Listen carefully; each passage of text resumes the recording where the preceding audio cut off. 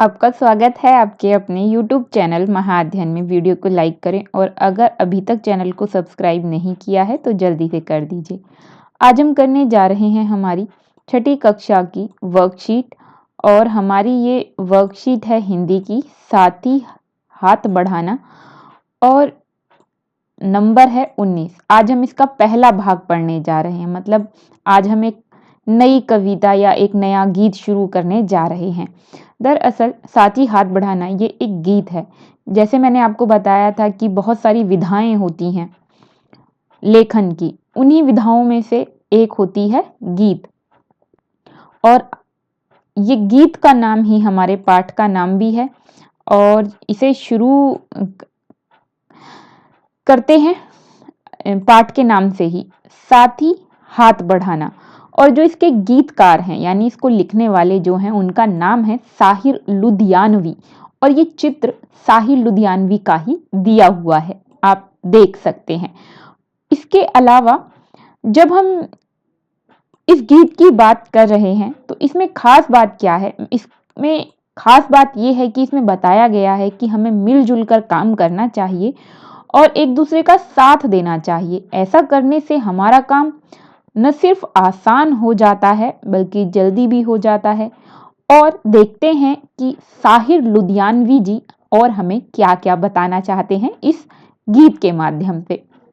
वैसे तो आपने ये गीत सुना ही होगा, साथी हाथ बढ़ाना। एक अकेला थक जाएगा मिलकर बोझ उठाना, साथी हाथ बढ़ाना। और इसी धुन में आपने ये गाना एक नहीं अनेक बार सुना होगा। लुधियानवी जी कहते हैं हमें एक दूसरे की मदद करने के लिए अपना हाथ आगे बढ़ाना चाहिए। अगर एक अकेला व्यक्ति काम करेगा तो वो थक जाएगा। अगर हम सब मिलकर बोझ उठाएंगे, मिलकर काम करेंगे तो काम जल्दी भी हो जाएगा और कोई थकेगा भी नहीं, साथ में काम पूरा भी हो सकेगा।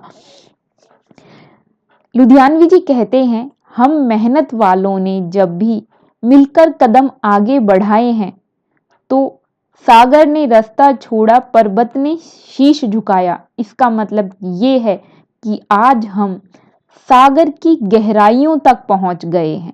सागर की गहराइयों तक पहुंचने के साथ साथ पर्वतों की ऊंचाइयों तक पहुंच गए हैं। आज हम उस बिंदु को जानते हैं जो सागर में सबसे नीचे है, यानी सागर की तलछटी सबसे नीची कहां पर है, हम आज इस बारे में जानते हैं। और पर्वतों की सबसे ऊंची चोटी कौन सी, हम उसके बारे में भी जानते हैं और आज मानव वहां भी पहुंच गया है। यही लुधियानवी जी कह रहे हैं कि अगर हम मिलकर चलते हैं तो सागर में रास्ता ले सकते हैं और पर्वतों को झुका सकते हैं। साथ में वो कहते हैं फौला दी हैं सीने अपने, फौला दी हैं बाहें, हम चाहें तो चट्टानों में पैदा कर दे राहें। साथ में वो कहते हैं कि अगर हम चाहें, अगर हमारे अंदर विश्वास हो, हमारी इच्छा शक्ति हो तो हम पहाड़ों के बीच में से राहें निकाल सकते हैं। और बिल्कुल सही बात है, आज हम जानते हैं कि पहाड़ों के बीच में से रास्ते निकाल लिए गए हैं। तो चलो देखते हैं आज हमने क्या सीखा। एक अकेला थक जाएगा मिलकर बोझ उठाना। आप अपने घर में इस बात का ध्यान कैसे रख सकते हो? ये हमसे पूछा गया है कि हम इन बातों का ध्यान कैसे रख सकते हैं। तो घर में अपनी माताजी, पिताजी और छोटे भाई बहनों के काम में मदद करके हम इस बात का ध्यान रख सकते हैं। दूसरा प्रश्न पूछा गया है, गीत में सीने और बाहों को फौलादी क्यों कहा गया है? गीत में सीना साहस और बाहें बाहुबल यानी कि शक्ति और मेहनत का प्रतीक है। फौलादी का अर्थ होता है मजबूत। सीने और बाहों को फौलादी कहकर गीतकार लुधियानवी जी बताना चाहते हैं कि हम अपने अटूट साहस और मेहनत से कोई भी कार्य कर सकते हैं।